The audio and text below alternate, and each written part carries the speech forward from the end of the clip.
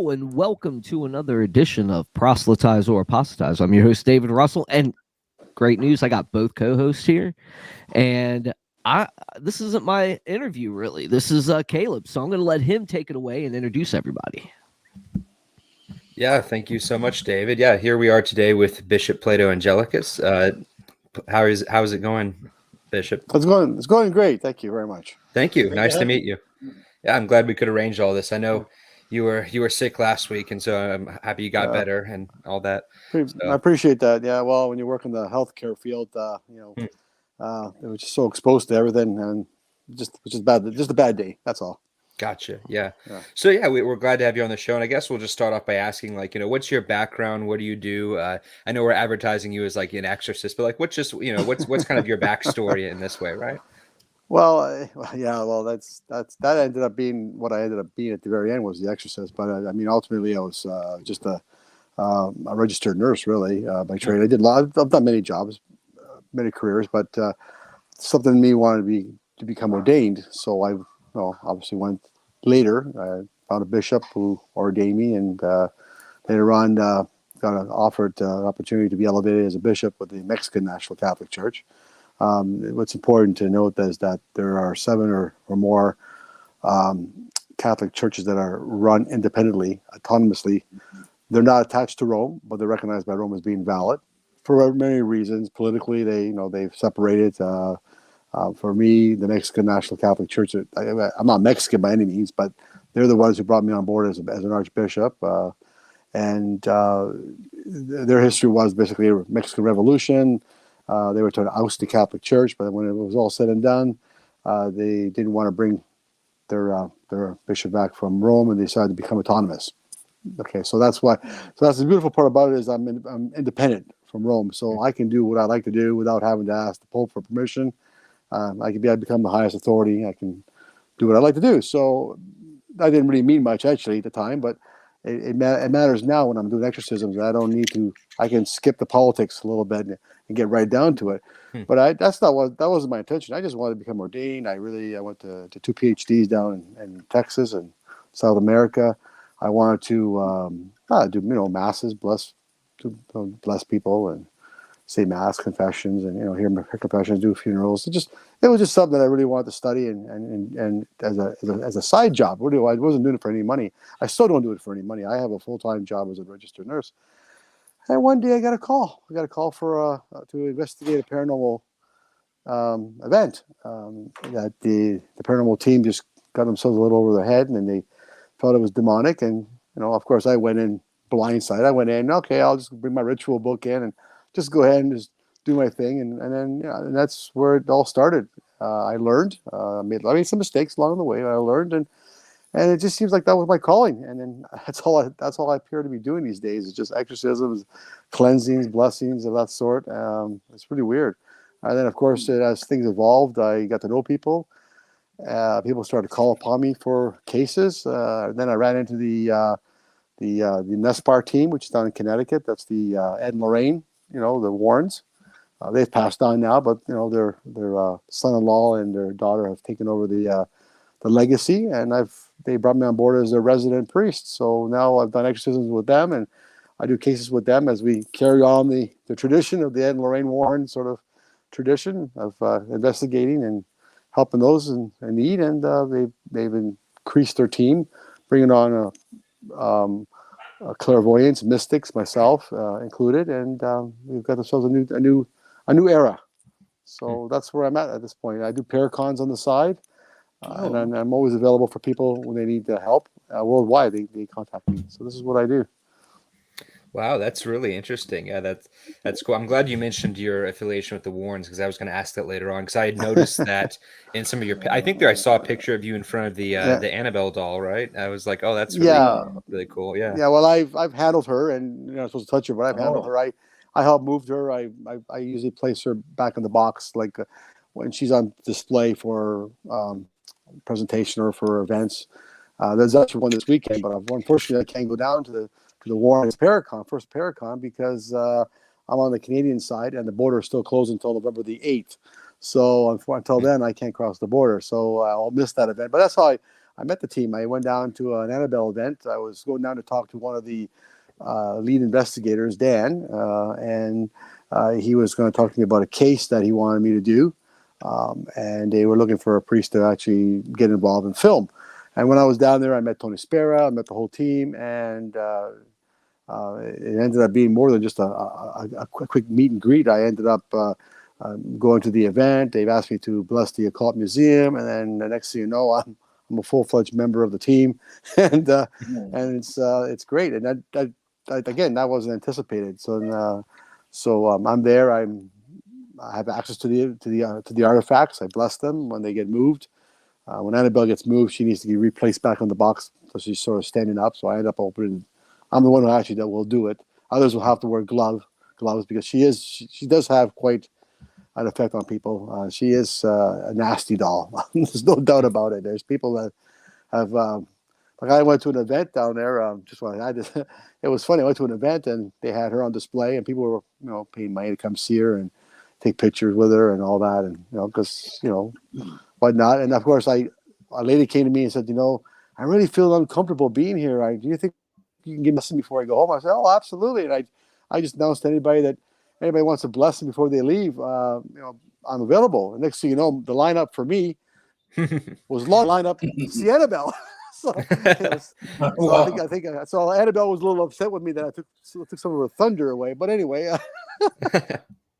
yeah, it's funny, but there's some good stories there. But yeah, that doll exists. It's real. Evil is real. The Conjuring mirror is down there.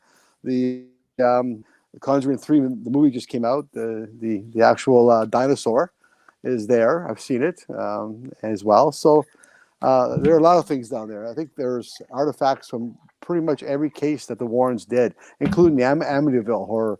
When they investigated the Amityville house, they've got artifacts there. There's something from every case there. It's quite a museum, let me tell you. Wow. To go through and bless.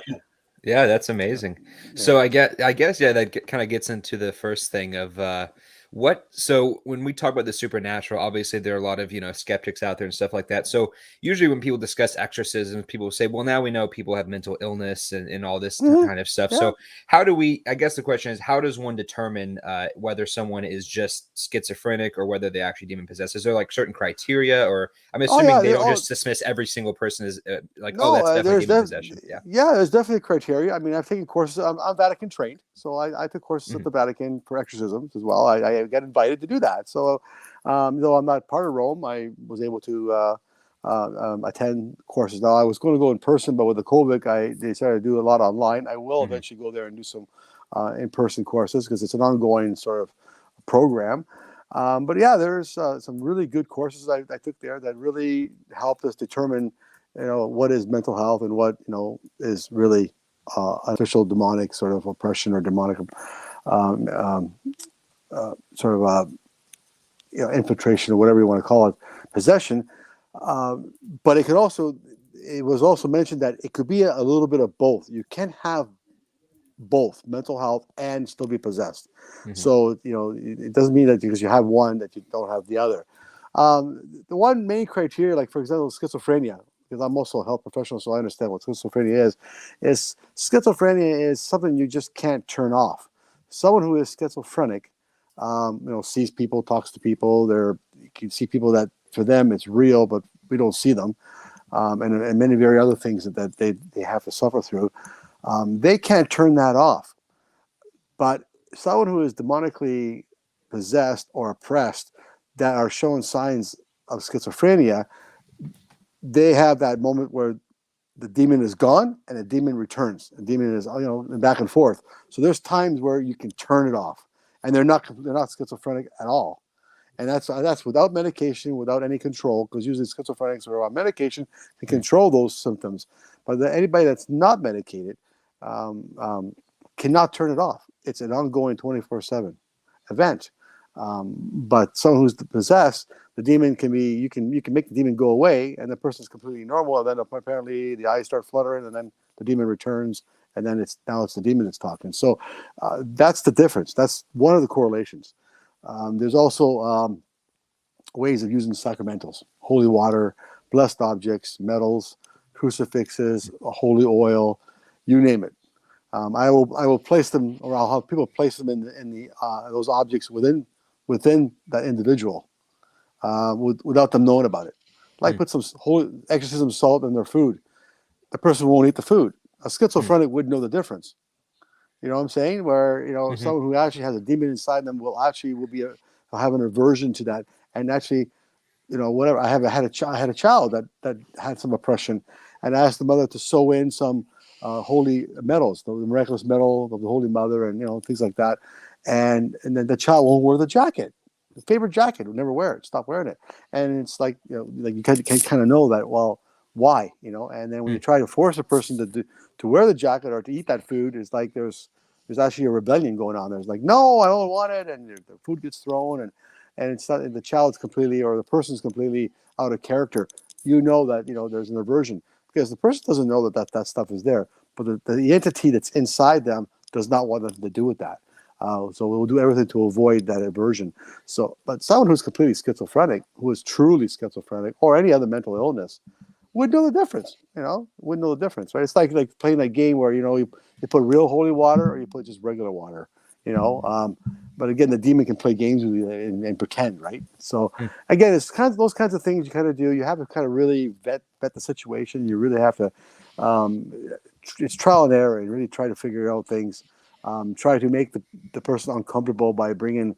Like I brought the Eucharist, which is not something we normally do, but I would bring the actual Eucharist, and I will just pull that right out, and just the body of Christ, and and pretty much what is inside that person, if it's real, will have an aversion, will have a reaction, will lash out or do something. So it's just things like that I will do that. But again, it's a trial and error.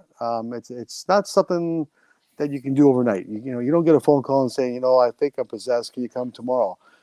This process will take sometimes several months to prepare that individual. And I will give them tests. I will give them prayers to say. There are certain prayers that I have that I will make them try to recite renouncement prayers, like when you're going to denounce the devil and all occult activity. Very specific prayers. They can't say it. I had someone who was possessed in New Jersey, and it took them 2-3 times to go through it with much difficulty. By the third time, the entity was so weak that I was able to actually expel it. The person was able to say the prayers, but on the onset, they couldn't get through it because it's preventing them from doing so, because they don't want to be expelled. And so it's those kinds of things that I do. I send prayers. I'll send salt, oil, water, holy water, holy objects to that individual, where they will. I give them like homework in a sense, and I expect them to do the homework, and then through that I can find out whether they are actually possessed, and we can go forward from there. A lot of times it's nothing, and a lot of times it's just simple prayers, and they feel better. And okay, great, I'm glad you feel better, and you don't need me to come. So I don't waste my time, but that's the sort of thing that I do. Yeah, so that's because I have heard that as well too before, when I was reading on these cases of people saying that they would like sprinkle some things with holy water and some things not, and the person could be able to tell the difference between, Right. and kind of that way to test it almost. And that's really fascinating, I think. And I think that is hard to explain as just mental illness, because someone who's mentally ill wouldn't know the difference if you did it secretly. So that's fascinating. And also the idea that you are being you are being like careful. You're not just saying, oh, every case is demon possession. You're trying to look into it and see. Every case is different, and I will treat it as such. And I treat every case like it could be real, because what I've learned is I've gone into cases where, I don't think it's going to be a big thing. We're going to go in and say some prayers, and everything's going to be fine, and it ends up being a crapshoot, literally. Where other cases, like, oh my God, it's going to be really, really bad. Oh my God, the activity here is really bad. I walk in, and it's like, no, there was nothing. So so every case is different. Yeah, I got a question for you, because I've heard you say a couple times oppression versus possession and stuff like that. If you could just give us a rundown on what things you usually deal with, like what are the categories there? Yeah, well, there's many categories, and a lot of people have different, like a lot of demonologists who want to pretend they're exorcists, whatever, have this sort of hierarchy of sort of levels of possession. Before I get into that, I just want to say that An exorcism isn't just what you see on TV, 1975. The power of Christ compels you, right? I mean, Yeah. an exorcism means an expelling of something that doesn't belong there. A baptism, a simple baptism in a church, a young baby being baptized is considered an exorcism, believe it or not. So just so you know that there's various forms of things that we do.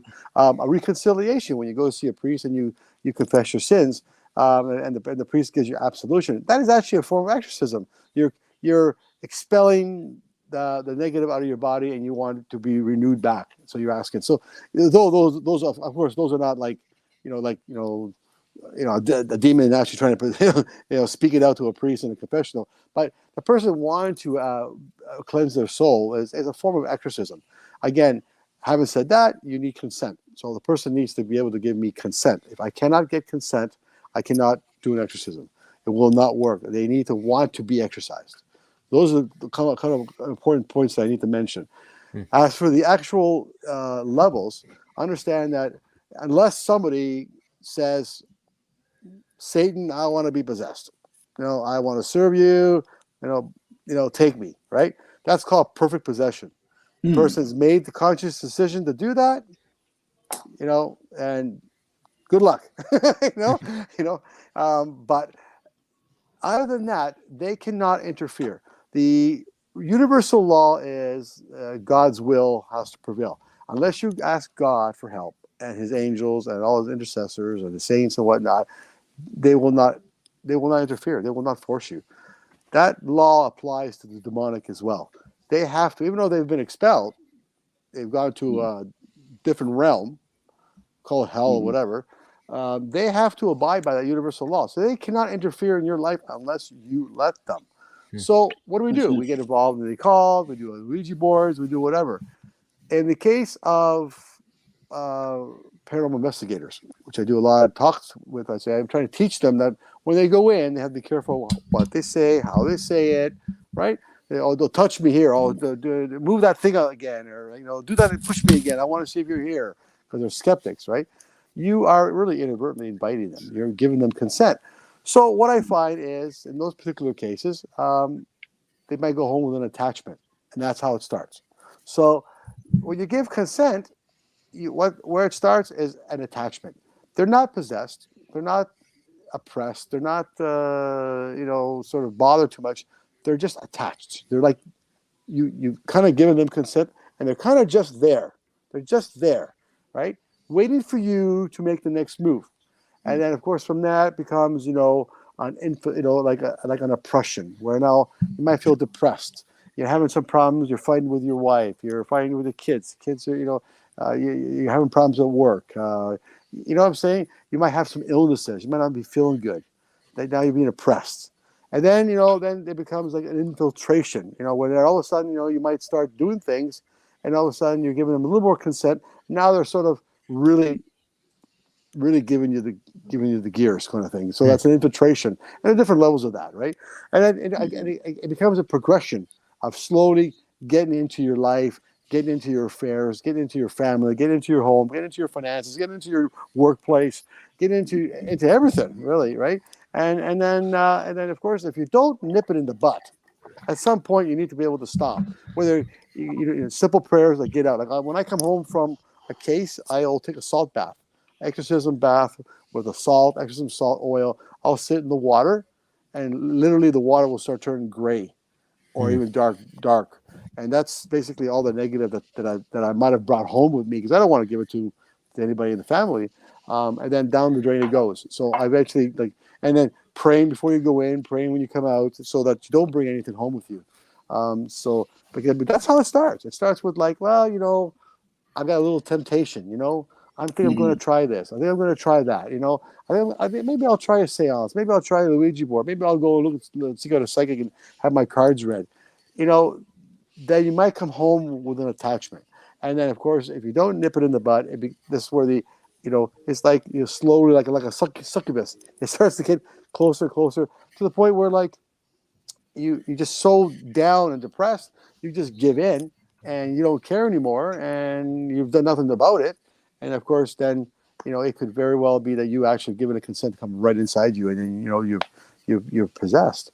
And there's many levels of possession, right? Where you still have some control, and then eventually you start losing the control. So again, at some point you need to realize something's going wrong here, and you need to. But I mean, I go to these people's homes, and the first thing I say is, "Okay, where's your crucifix? I don't see it on the wall. I don't see a Bible out on the table. Oh, it's in the closet." Well, you need to start. Do you go to church? Well, I haven't gone in years. It's time to go. Do you guys pray together? Do you guys pray at dinner? So I mean, people need to do their part as well. It's like I'm not Harry Potter. I'm not going to come with my magic wand and hippity bobbity boo, and it's gone. I expect them to do some of the work to get that journey back to being sort of spiritually sound. And then I find a lot of people that when they're redeemed and they're better off, their life changes. Job's good, no fighting with the spouse, kids are not doing drugs, everybody's going to school, everybody's doing great, money's coming in, everybody's is abundantly flourishing. That's what we want, right? Because obviously the demonic agenda is to ruin your life, because you're God's creation and they don't like it. That's why they got cast out.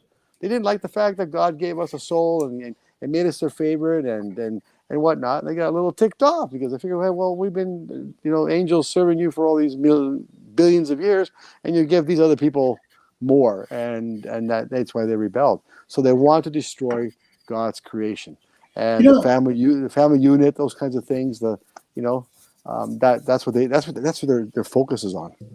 That brings up an interesting question. Do you think this sort of attachment can happen to like Bible believing Christians who genuinely follow Christ? Do you think this sort of attachment can affect them?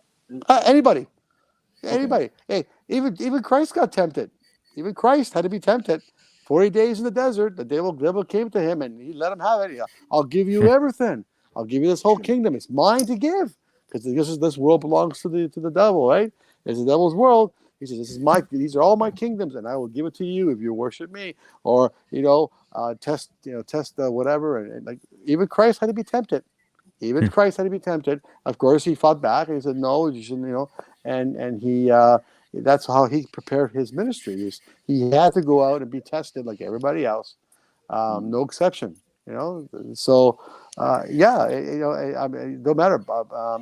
As a matter of fact, the ones that are believing, the ones who are reading the Bible, they're the ones who are attacked the most, because that's the ones they want to get. The rest of the people who don't care, their lives are whatever, they're into money and they're into whatever, and they're doing crimes. They don't care. They've got them already. They're going to go after the people who are actually not falling for that. That's where they're going to put their focus on. They're going to put lots of demons on you. They want to make sure you fall, scandal, whatever, put you in the wrong place at the wrong time, trying to ruin you.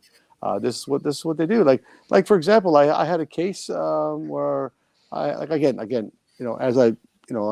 evolved throughout the years, and my practice is refined to a science where and I've learned from my mistakes. And one of the mistakes that I've done is I know a couple came to me. A couple was a man who got together, and they said, "Well, we'd like to come and join you in an exorcism. We want to see what it's like, and we'll help you and whatever." So off we went. We went, and I didn't prepare them. I didn't them. And now anybody that goes into a case with me, I make sure, first of all, your mind is clean. You don't have any issues at home. You're not like fighting with your spouse. You don't have issues at work. You need to be sound body and mind, because you're going to go in. I need you, because they will manipulate your weaknesses. Well, here we go. We're going, the three of us in. And as soon as I walked in, the person sitting in the chair that's bounded, we had it bounded, said to the man, "Does your wife know you're cheating on her?" And talked to the woman, says, "Does your boss know the money from the company?" Well, they just turned around and asked to hell out. And I was left alone because they know your sins and your weaknesses. And so that there you go. Like that was the objective of the demonic that's in this person, to let them scared off and leave me alone to deal with this thing. So I learned hey, we're all good. If you got a problem, you're not coming. It's that sort of thing. And we do prayer, and I bless each and every one of them before we go in. So there's lots that's involved, because it's a dangerous situation sometimes, and I want to make sure that these guys, they just took off. And so Again, these are some of the things I've seen. It's really Yeah. remarkable. That is remarkable. I was going to ask because I remember hearing this from, I forget this was another show you did, but I don't know if you said this was your first case, but you mentioned one when you were younger where it was about an elderly woman who was possessed who exhibited a lot of strength. You want to? That was I thought that was my that was first case. crazy when I was going to say, That was can my you talk first about that one? case. Yeah, Well, have you ever seen the movie The Right? You know the movie The Right, right? I The think so. Right. Yeah.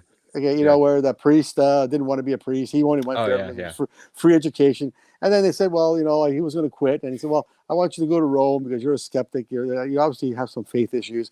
Anyway, and in there's a scene right at the very end where he's got to try to exorcise his mentor, which is the one the one that was teaching him. He was not possessed, and he basically just pull out the ritual book, and he's doing his first exorcism, and he's just basically just reading from the text. There's no like heart or soul into it, right? And he's just laughing at him, and he's just laughing at the priest and whatever.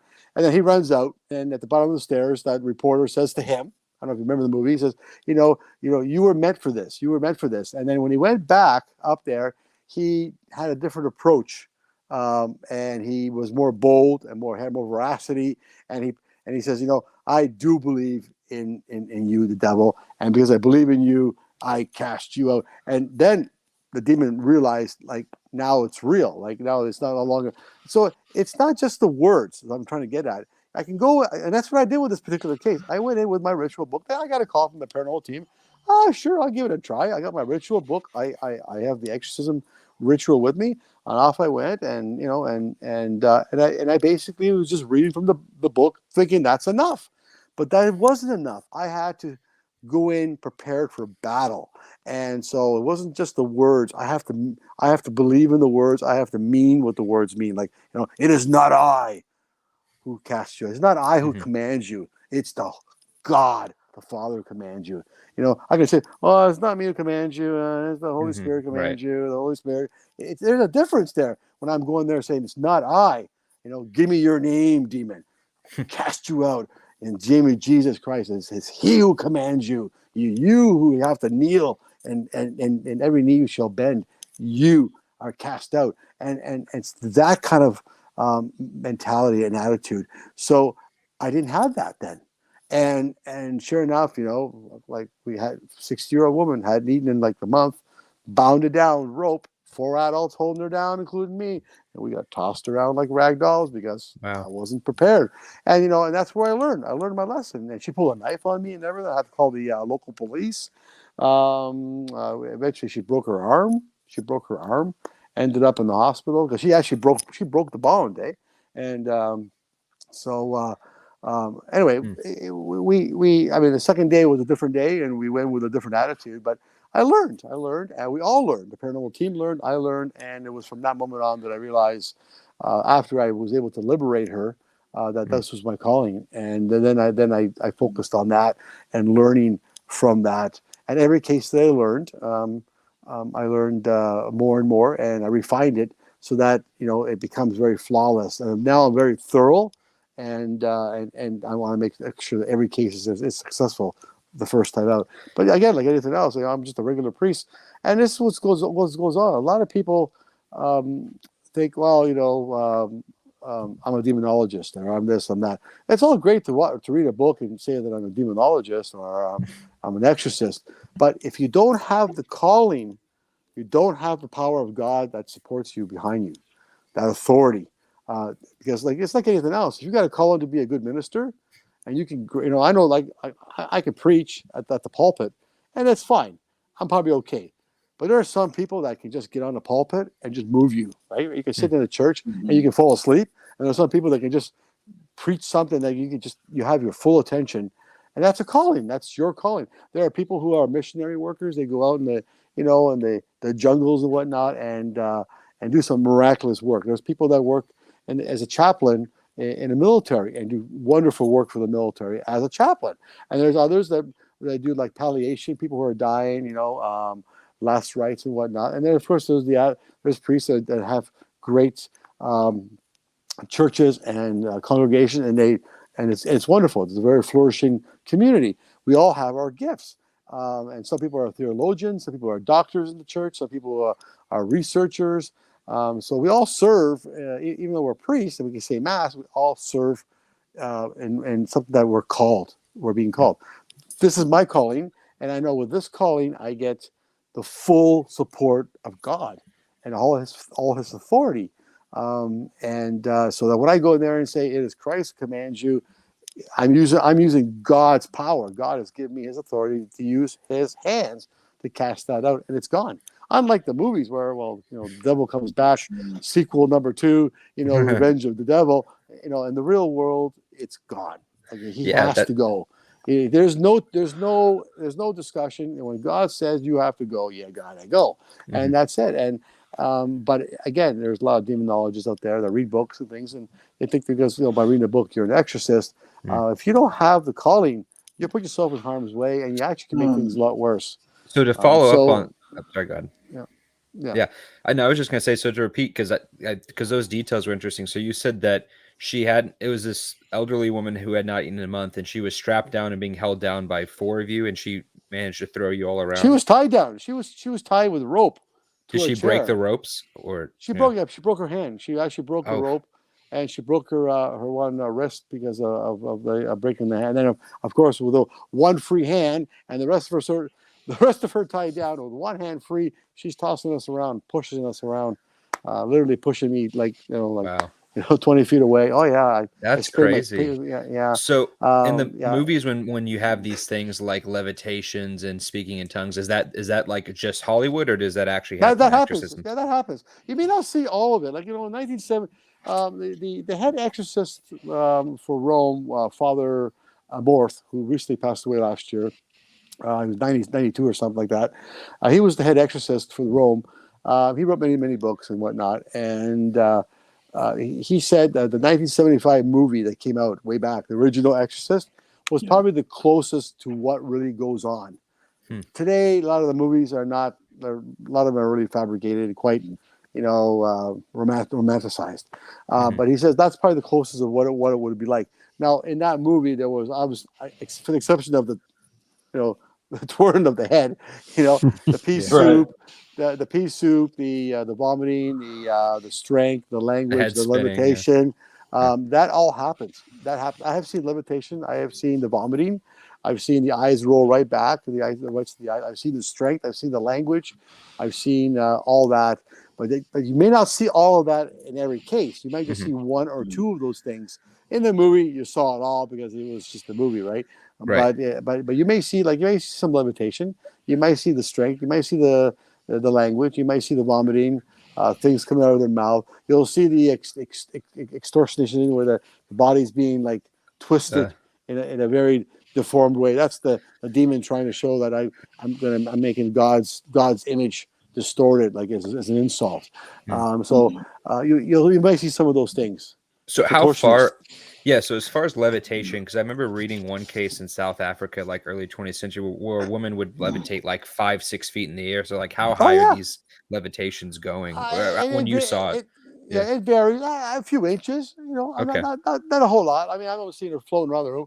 I'm certainly not seeing a Spider Woman rolling, upside down the stairs and on the wall. Though I have heard people say they've seen that. I haven't personally seen that. So, it really depends. It's more of the demonic trying to prove that it has power. It's a pissin war. That's what I kind of call it. My power over your power. It's going to show me its little tricks and whatever. My last question, and then I'll let David ask while we're still on this topic, is because another thing I hear from people about these is like, why? Because I've seen videos of exorcisms, but like they ask, why are these details not always on? Like, are there any videos of people showing strength or levitating that you know of, or is there is there a reason why these aren't filmed? Or there is. So I know a lot of people in the paranormal world. I don't know, like from TAPS, Grant Wilson. I know Andrea Perron, who was the oldest daughter of the Conjuring. Oh yeah, the Conjuring case. Yeah. So I know Andrea Perron. I have her on my cell phone. We talk all the time. That's so cool. She's in Florida. Grant Wilson, John Jaffis. The paranormal artifacts. Of course, the Warrens of the people on the Warren team. John Tunney. A lot of people. Amy Brewy. Amy from Dead Files. We communicate. So I mean, I asked Grant Wilson actually when I ran into him a few years back. I said, Grant, I said, I watch you on Taps. You guys are all, you're all doing your thing, and you get your audio tape, video tape, and you get a lot of good evidence. And then you tell the client, yeah, there's definitely something here. Then you guys sort of part and you leave. I said, but then we don't see nothing else. Like, do you ever help these people? He says, yes, we do.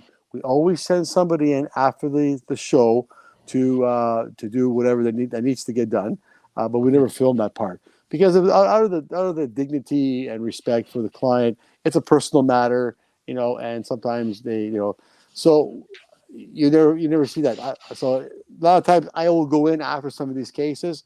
You'll see whatever you see on TV, but you won't see me on TV. Now that's starting to change. A lot of people are starting to approach me and ask me if I'd be willing to film an actual exorcism, that sort of thing on TV. I said, yeah, I will. A lot of priests won't do it because I'm independent. I will because I can. The mainstream churches will not allow that to happen. That's just their policy. That's more part of a liability than anything else. But I think people need to see that. Father Amorth did one actually not too long ago before he passed away. He was exercising a woman and it was on TV. There really wasn't much going on, but William Friedkin directed that, didn't he? It was a yeah, documentary. Yeah. So I mean, so there's some there's e-docs that are going to be being done, and a lot of that will be focusing on actually filming. There's actually a woman out in Europe that they want to bring here. They want me to. That's how I got started with the Warrens. Was that someone reached out to them about a woman in Europe that they want to try to raise money to bring her to the United States or Canada, and have a team out of Finland come in. They actually just filmed the recently a while back. Oh God, what's the story called now? I can't. It'll come to me in a second there. Something of I can't think of it now. It was with Father Michael Malachi. And he did a documentary. It was really well done. He won awards and everything. And that was part one. And he was supposed to do part two, but he actually passed away mysteriously. Something I can't remember the name of it now. Anyway, they want to do a part two and a part three. So they're thinking of having me carry that on and do an actual exorcism on somebody. And so they're trying to raise money for that right now. So I just can't. Now it's literally I can't remember what the show was. But anyway, but it was filmed. It was documented. It was really well done. And they want to do a part two, part three. So I think they're starting to lean towards maybe trying to film some of this, or at least part of it, and so that people can actually see that. First of all, what the process is really like, what it actually entails to actually go through the interview process, try to vet people, see whether it's real, and then the preparation, and then the actual event. And I think people need to see that because what you're seeing on TV now is literally 90% nonsense and maybe 5% based on a true event. Hostage of the Devil was the show. It was called Hostage of the Devil. Okay. It was a movie. You could still download it and watch it. It was from Father Malachi, who came from Rome, left the Franciscan order. He's an exorcist. Didn't like how Rome was doing things, and did an awesome show. So they're hoping to do a part two and a part three. So, that's amazing. Did you all want to ask him questions as well? Yeah, absolutely. Yeah. You talked about clairvoyance and mystics and stuff in this paranormal investigations, which, I'm a huge fan of those shows too. So I hear you. I love Ghost Adventures, and I'm a big nerd with ghost hunters and stuff like that. And I was supposed to have my own show this spring. I was supposed to have a Netflix series. Really? Wow. And they canceled it. They canceled it in springtime because of the COVID. It should have been aired. Yeah. Maybe next year. Have you been approached by anyone from Hollywood? Because I know that the Warrens are getting their own movies. Is anyone trying to ask if they can make a movie for life? No. Now the Warrens are under contract with Warner Brothers. Warner Brothers, so they can't do anything else. They're not allowed to participate in anything else at this point because they're under contract. But I'm not. So and a lot of us will be doing other things on the side. But we're all there to support that. So, but I understand it's like a community and stuff like that. But Mhm. when you're talking about clairvoyants going into these places and they're performing other rituals, I mean, do they make these things worse? And what are kind of like the nature of these hauntings? I, And I know maybe you can't speak to it, oh, I can. Oh no, but I can speak but on it. yeah, I can speak to it from an actual expert. Yeah, because I am exoteric bishop, meaning I'm not part of Rome. I like Rome takes all the clairvoyants, the mystics. Well, not mystics. I won't say mystics. Mystic is actually a Catholic term, and I'll explain what. But clairvoyants, sensitives, empaths, those sorts of things, I consider them gifts.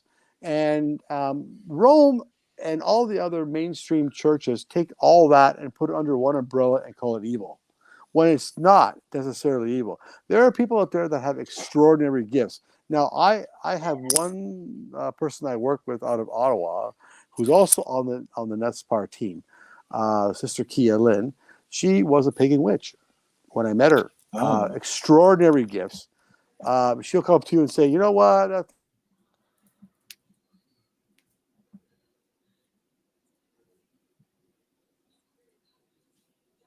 do we lose them? Are you still there, Bishop? I wonder if he cut out. I don't know. No. Hope it's nothing. Oh, that was going so good too. It was. No.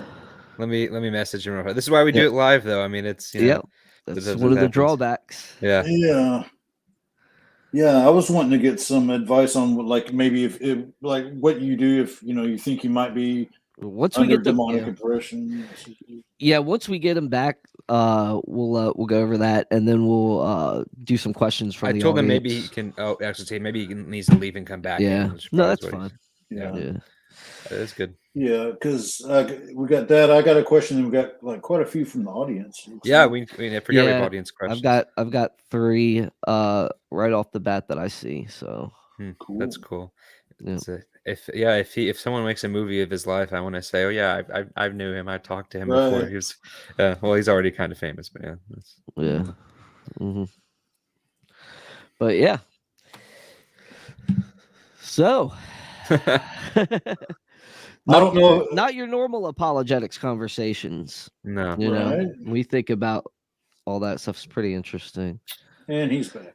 There, there We're he back. Hey, yeah, there there you you are. go. There you Yeah. go. See, it's funny how when you start talking about stuff like that, we get booted out. Oh. That's not a coincidence. I'm going to tell you, it happens to me all the time. But I know about. Okay, so I was talking about the gifts that these people have. They're extraordinary. I have met so many people. Now I work specifically with her exclusively because she's good. I mean, she's like I only work with the best. She was a pagan witch, but a white witch, like a good, and she's got extraordinary clairvoyant abilities. She can listen to angels. She can. She's one of those like Lorraine Warren was, where she can touch an object and then get actually see exactly what went on.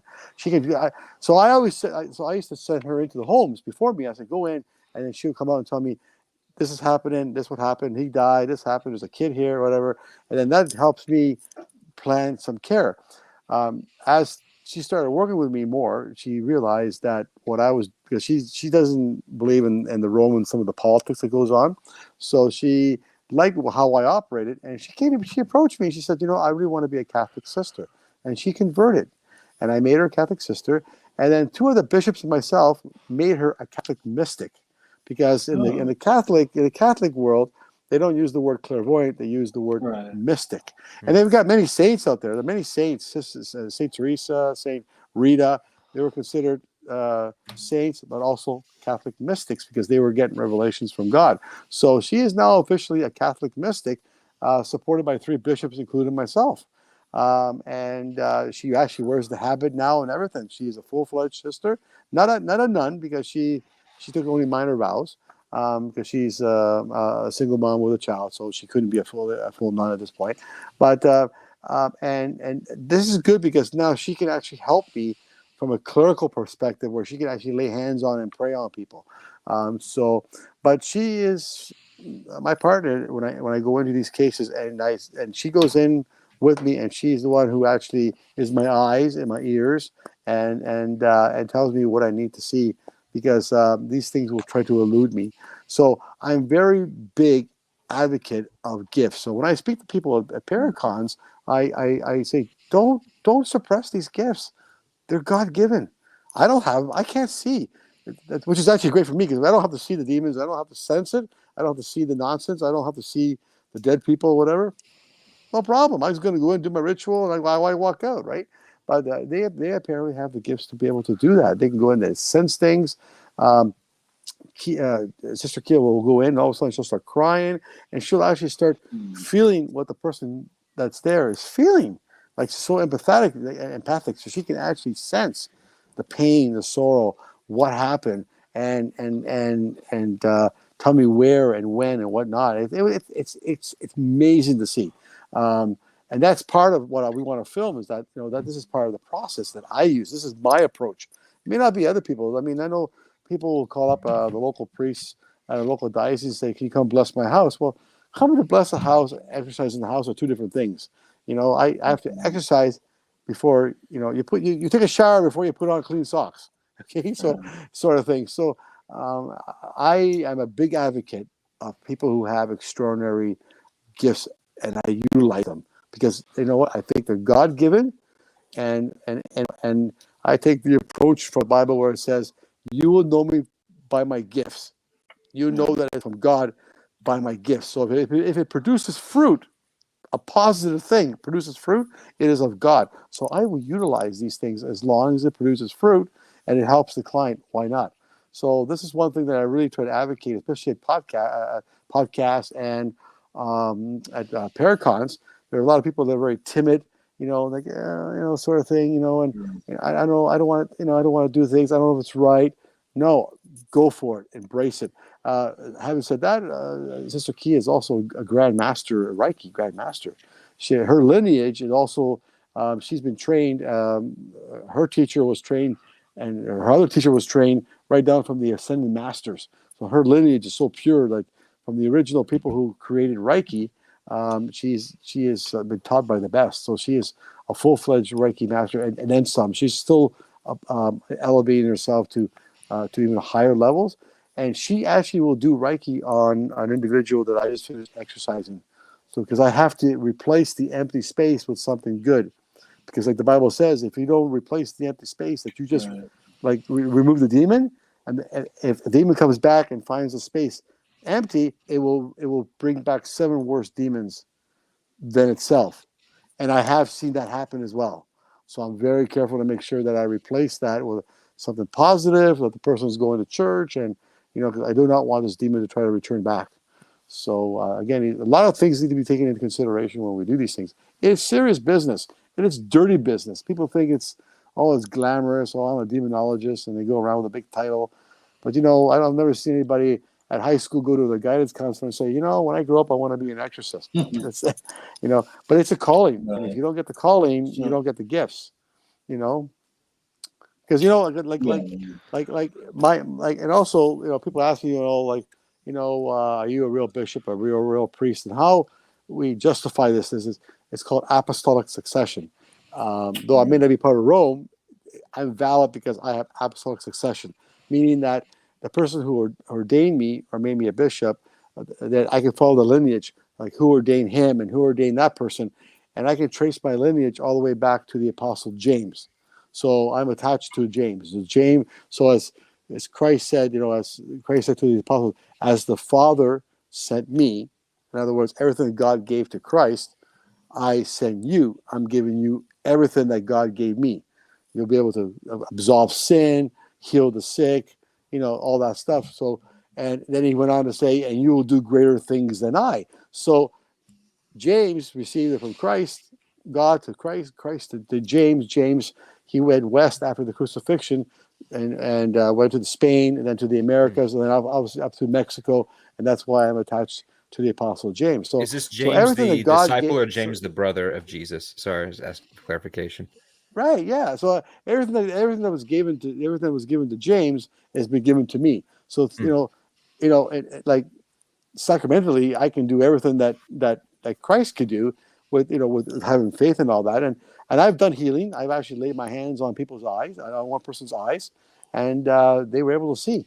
The next day they got a call. It was funny. I exercised the place, and then I said, "This person's blind. I'll do a blessing." I put my stole over their eyes, and the next day they got a call saying that his surgery to reenact one of the retinas, to attach one of the retinas, was open. Became open. He went in, and the eye that was supposed to be permanently blind, he's starting to see, and the other one that needed repair is now back on the mend. So they consider that like a healing. Like this guy he's only a 20-year-old kid, and he's seeing now. He couldn't see before. So I'm trying to utilize the gifts that God has passed on down to me, and not just simply be a priest. So with these gifts and stuff like that, when the clairvoyants and stuff they do go in, or the mystics or whatever, like they don't have the power to exorcise the place, though. No. That would be completely you. So like some of these, you see some of these ghost shows like we talked about, where they perform other rituals that aren't affiliated with Christ. Does this just make the hauntings or whatever worse, and the demons worse? Sometimes yes. Sometimes it's hard. It's kind of hard because I don't get any testimonials. It's really hard. I mean, there are other denominations that do exorcism. You have to remember, I do the Roman rite. Being that I'm not part of Rome, but I'm Catholic, I do the Roman ritual, the one you see on TV in 1975. However, the Jewish have their own ritual that you've probably never seen. The Greek Orthodox have their own ritual. The Muslims actually have their own ritual. They do casting of evil things as well, though they're not Christian, but they do still believe in evil. So there are many other denominations and other churches that are not Catholic per se, that have their own way of casting. The Baptists are very good at casting out stuff as well, and they have their own ritual. It all goes down to, do you have the gift and the calling? You don't have to be Catholic to get a calling. Right. Obviously, there's other people that want to be demonologists, and they read some books, and they can go out and buy the ritual book at $100-something, and they just read from the book. They put themselves in harm's way. They may make things worse. Yeah, they do. I can tell you for a fact that a lot of the shows on TV, and not 100% is real. There are some things that are made up. He froze again. Oh no. Oh man. See if he comes back. Yeah. So what I was going to say, they've come to me and told me that we were told to make things up. Because I'm going to be honest with you, most exorcisms are pretty boring. If I was to film one, you would probably fall asleep. It's basically because the demons, they end up leaving. Whatever's there ends up leaving. It's not like the movie. They have to obey.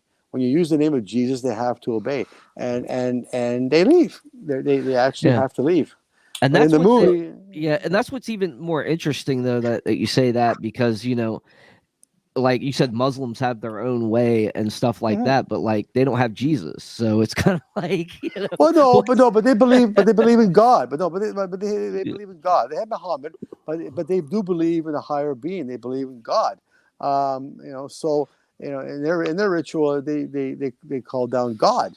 Like the Jewish, for example, and I use some of the Jewish. I do sometimes use some of the other ritual, like some little prayers with them. Like I'm a big advocate of Judeo-Christian, Hebrew, Jewish,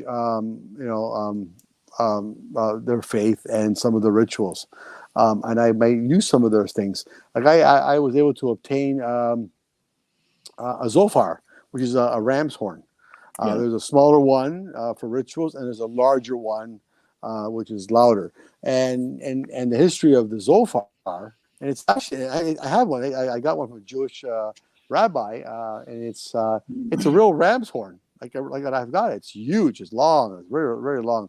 And I blow that thing, and what it does is I was told is if you blow it, you actually are forcing God to come off his altar and come down with the Holy of Holies, the Lord of Hosts, to do battle for you.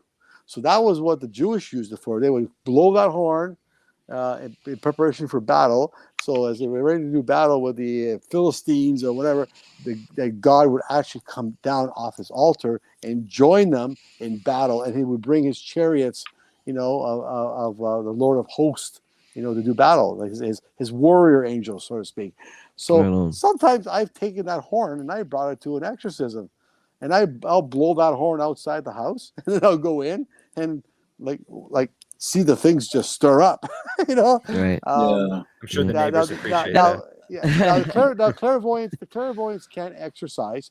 Their gift is to basically to see and to feel and to communicate and try to find out and get respect and find out why they're there, why they're traumatically stuck in this space or whatever. It could be demons, or it could just be earthbound spirits that couldn't move on.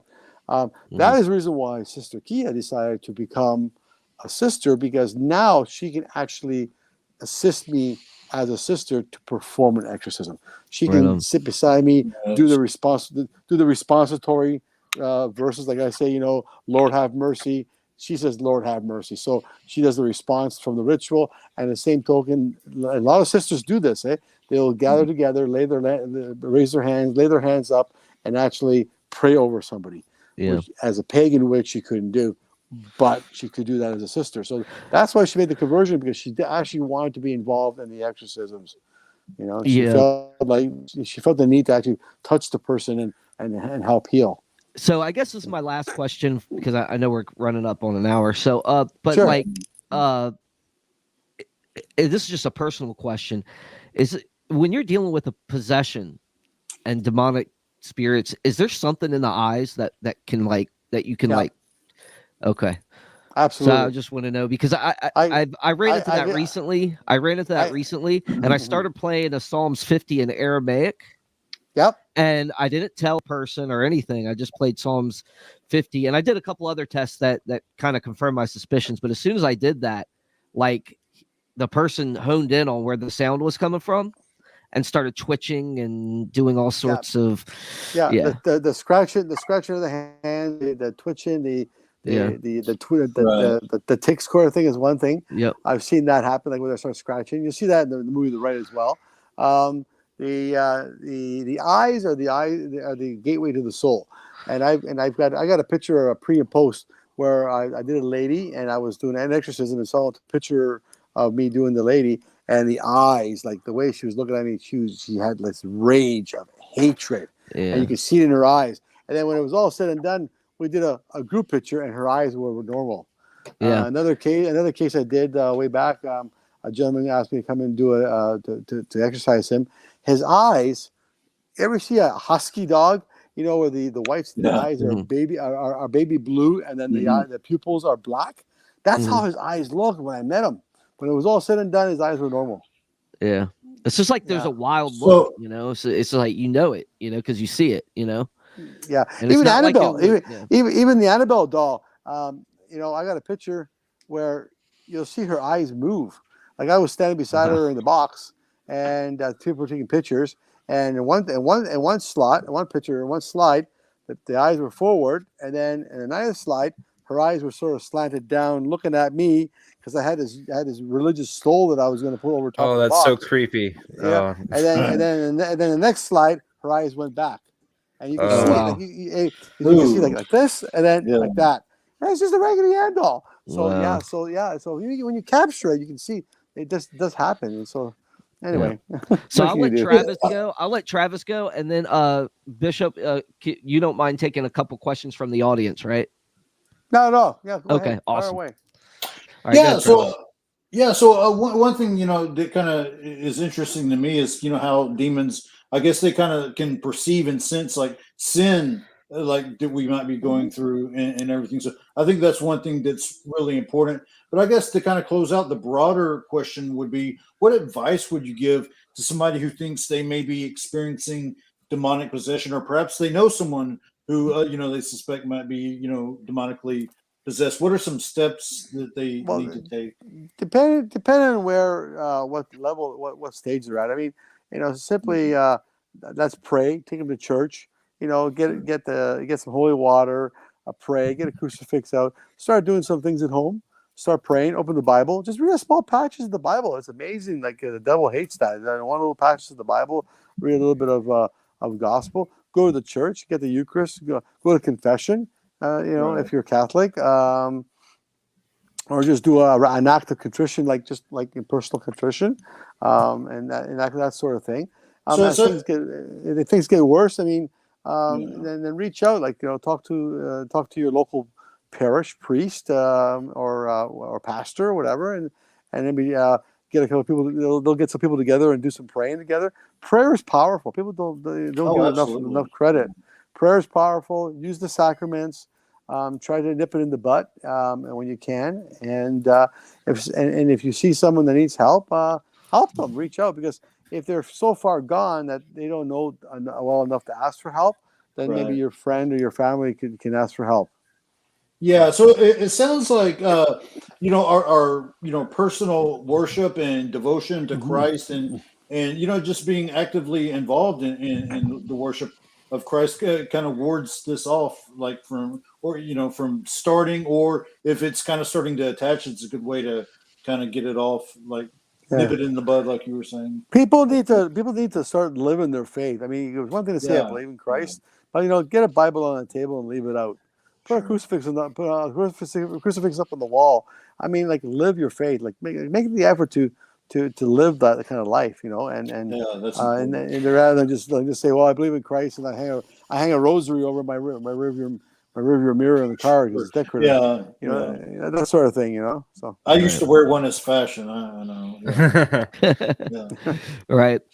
Well, I guess we'll just run to this question that you kind of already answered, but maybe you could speak to it specifically here. It says, how would I know if my family or household is being attacked by a demonic entity? Are there signs to check for? Well, if you see a drastic change in people being out of character, I think is number one. I mean, if if you're married and you're 10 years of marriage, you got kids, you raise your kids, and everything. So, let's be honest, it's a pretty consistent kind of life. You live your life. You get up in the morning, you go to work, everything's fine. You hug a kiss, you make love, you do your thing. All of a sudden, there's an excessive amount of fighting going on. The kids all of a sudden are hanging out with the wrong people. They're coming home late at night. They're doing alcohol. They're doing drugs. The children are starting to be rebellious towards the parents. Again, these are all things from the Ten Commandments, right? Honor thy. So, short-temperedness. People are the husband's short-tempered. When he'd never lashed out at me before. Just things are starting to change. There's some drastic changes in the home. Then I would start thinking about, okay, what's going on here? What's caused the change? And again, that's when you can start getting the Bible out and start reading things, and maybe let's go to church more often. Let's do more things. Again, another thing is the aversion. Okay, if you start seeing that, okay, then go to the church and get some holy water yourself, and maybe some salt, less salt. Put it in the food and see if he eats it. And see if the kids, wear stuff or do whatever, and then, if you're starting to see an aversion to holy things, then I would start suspecting that there might be something going on, and then you can start reaching out to people about coming in and maybe doing a little more thorough investigation. All right. The second question says, how does one get rid of an attachment or something that's or if it's inadvertently invited? Pray it away. Pray it away, because it's only there. It's an attachment. It's just there. It's just it's just latched on like a mosquito. You just flick it. Off. Right. It hasn't quite poked you yet. So it's just pray it away. I don't want it. I do salt baths. I do meditation. I do prayer. I go to church. Go to confession. Receive the Eucharist if you're Catholic. Having that body of Christ go into you will repel it away. So little things like that will do it. So if you start feeling it, don't wait. Just open the book, read a little scripture. Go to church that weekend or something. Do a little prayer. You'll find that then it will just go away. Do we have another question, Dave? Yep, Oh, sorry, this is go the ahead. last one. What can be done if one spouse is not following Christ and doesn't believe like the other? And Oh yeah, family is having many That's a good hardships one. and spousal fights. yeah, big question. Yeah, a lot of that goes on. Unfortunately, not everybody is going to follow along. It makes it very, very difficult. You can pray for them. You can pray for them. I find the people that I've dealt with, be persistent and pray for them, and then try to get them to pray with you, and then and try to get them to turn things around. Um, Again, it's a hard call. It's a really hard call. What I can do as a priest, what I tell them, people ask me, well, what is an exorcist? Basically, it's someone who's going to come into the house and get your willpower back that you somehow lost, whether you did it intentionally or inadvertently. So somewhere along the line, you've lost your free will or part of it. So that's what an exorcist will do is, I'm going to go into the house and I'm going to get your willpower, your free will back, and give it back to you. Then it's up to you to use it appropriately to make sure it doesn't happen again. So pray for people. Pray for people. Pray for your loved ones. Pray for the people. Pray for your children. You'd be surprised how much authority God has given parents for their children. You have a lot of power over your children, so if you pray for them, you can really make a difference. And your spouse, because when you got married, you were both separate, but when you got married, you became one. So that relationship, God has granted you that ability to be able to help them because you're basically attached. So. But it's a hard one because it's hard to see your loved one suffer and you don't know what to do. Pray for them. Pray and pray hard, and get the sacraments and make them take it and make them pray. Like, get the Bible and say, I want you to pray this. And they may say, no, I don't want you. I don't feel like it. Say, pray one line. And then next thing you know, they can pray one line, then 2 lines, then 3 lines. And the next thing you know, they can pray chapters. And then, you can see that the attachments are starting to go away. But it's work. It's work. You have to put the work in. Right. Well, I think that's it, Caleb. I'll give it back to you, bro.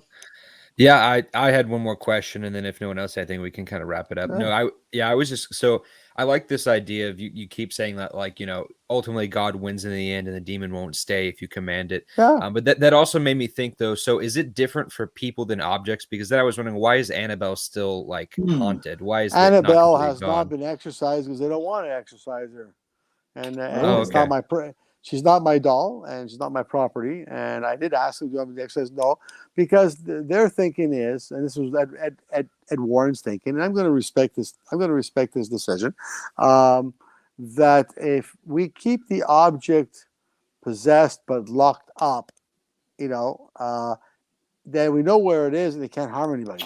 If I exercise the object, it's going to go back to its realm, and then it's available for someone else to conjure it up, and then it's out there doing damage again. So Ed's was to say, I'm going to keep all these objects in an occult museum, which is not open to the public, and he keeps everything under lock and key and security, and it's like their security and everything.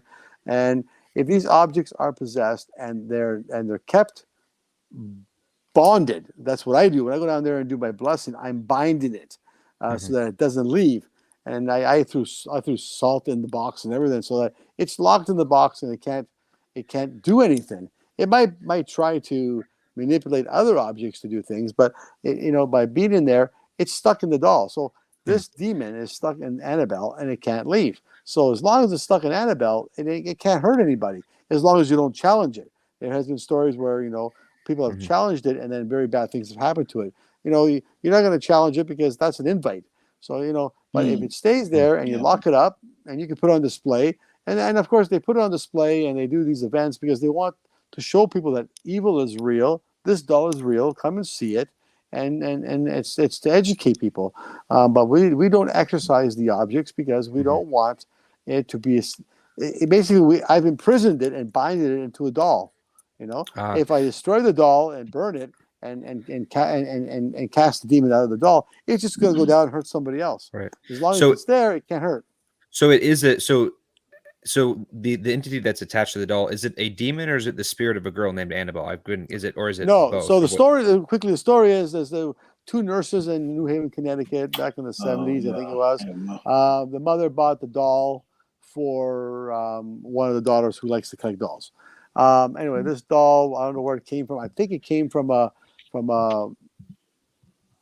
used store, or whatever. It was pre-owned. Anyway, the doll started moving and whatnot. So they started noticing the doll was moving and whatnot. So they made the mistake of calling a psychic to come in and do a seance to try to figure out what's with the doll.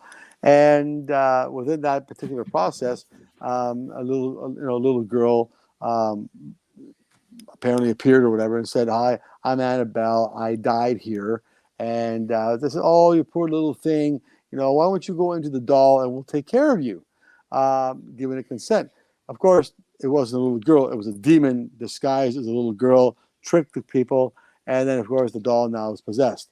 So then things started happening. It attacked the boyfriend and made marks on the skin and all that. Of course, then they just wanted to get rid of the doll. They called the Warrens.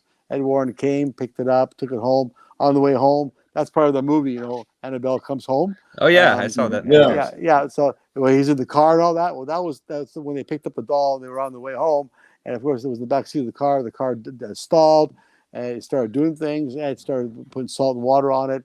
Eventually, the doll ended up coming home. It sat on a chair. It sat on a chair, but in the occult museum. But then, and then it started moving around. So Ed built the box where he locked the doll in the box, and it said, "Do not ever open this box." And then, of course, since then they rebuilt the box to where it is now. But that's how the story in a nutshell happened. So that somebody invited it in, by their ignorance, and now it's possessed. And now, me, personally, and the clairvoyant I work with, we don't really think it's a demon. We think it's more of a lower, like another like a devil. I mean, Satan's a devil, but there are many devils, obviously. So, and there's demons. So we think the doll actually is a high level devil, rather than a demon, because it seems to control the other objects in the museum. Because when I went through and did the blessing, we were able to filter out my words and actually hear the words that were in the background. If you go to YouTube and put down a blessing of the Occult Museum with my name, you'll see my blessing that I did on there, and you'll see some of the words that popped out saying, "Anna, he's there, be careful." And you hear the other objects talking to Anna.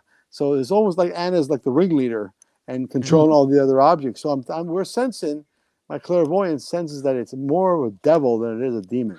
So it's pretty significant. So there's a hierarchy. So is this like an EVP form or something? No, you can actually. It was being recorded.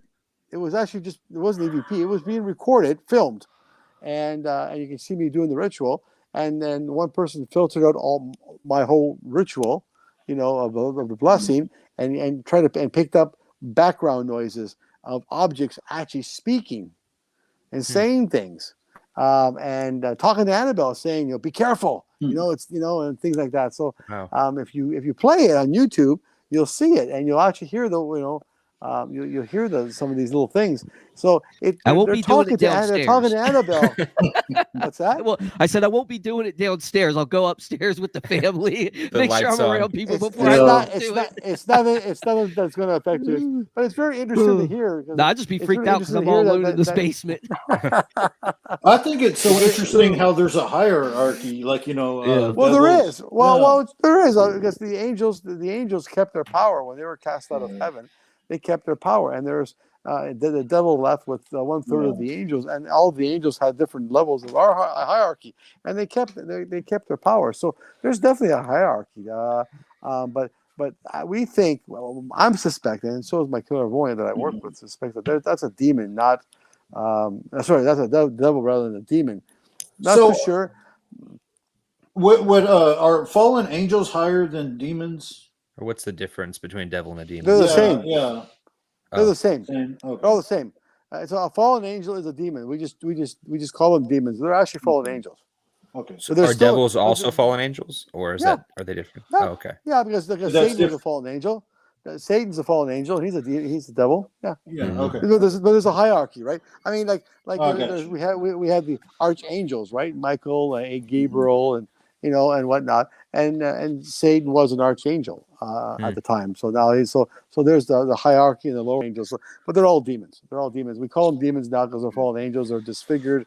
They're not holy any longer. So. Wow. Well, thanks. Yeah. David, did you want to wrap this up or have anything else to say? No, Before we man. close this out? No, go ahead, man. I'll let you wrap it up tonight, brother. All right. Well, thank you so much for our audience for tuning in, and thank you so much, Bishop Angelakis, for coming on our show. My pleasure. My pleasure. Yeah, great to have you. absolutely. It's been super interesting, and now I'm gonna have to go look up that video and do other stuff.